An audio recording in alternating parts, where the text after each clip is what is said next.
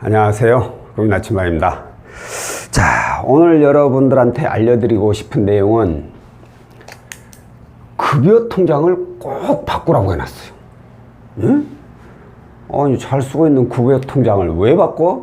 라고 하실 수가 있는데, 제가 급여 통장을 꼭 바꾸라고 말씀드리고 싶은 분은 그냥 우리 일반인들이 아니라 개인, 회생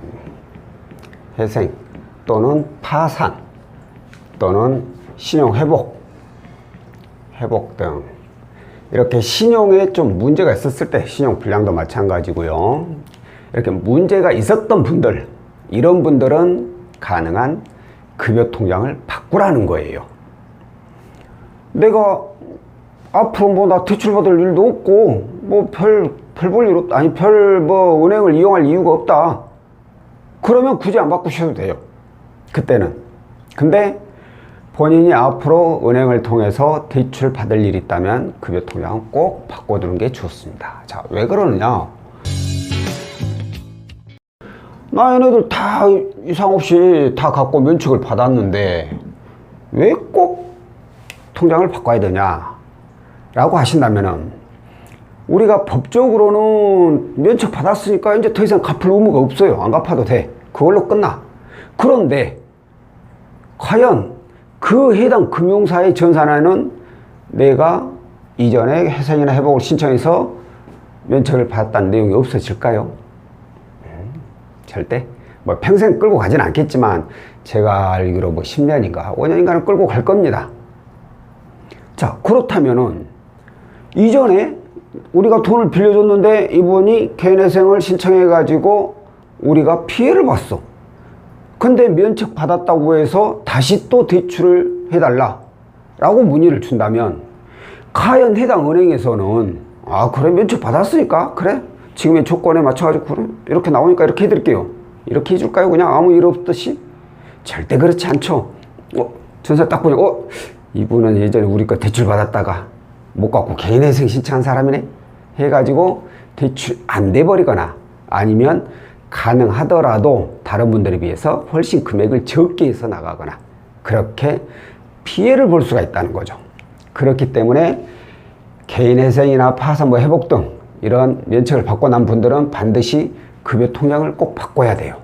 특히나 이런 개인회생이나 파산 중에 대출 이용하신 분들 있죠. 대출.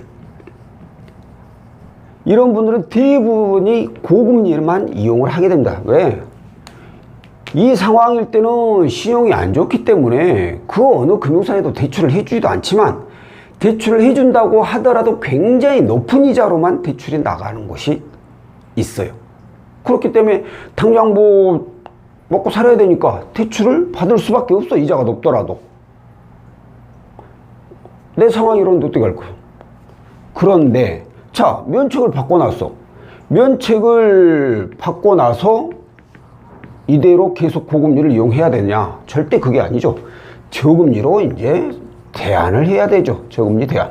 보통 저금리 대안을 저희가 이제 통대안을 이용을 해가지고 많이 저금리로 대안을 하는데, 예를 들어가지고 이분이 현재 급여 통장을 개인회생을 신청했던 그 해당 금융사의 급여 통장을 그대로 이용하고 있어.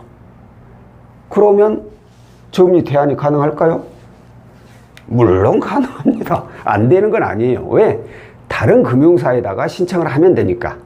그러나 이게 있죠.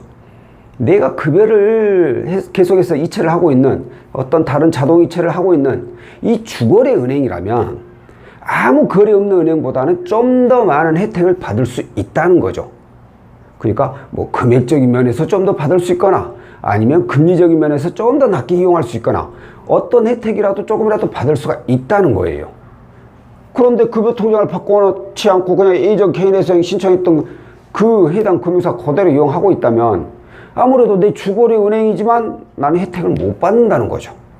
그렇기 때문에 가능한 급여 통장을 바꿔놓으면 고금리 이용했던 분들 나중에 면책받고 저금리로 대안할 때 좀 더 유리한 조건으로 해서 대안을 받을 수도 있다라는 겁니다.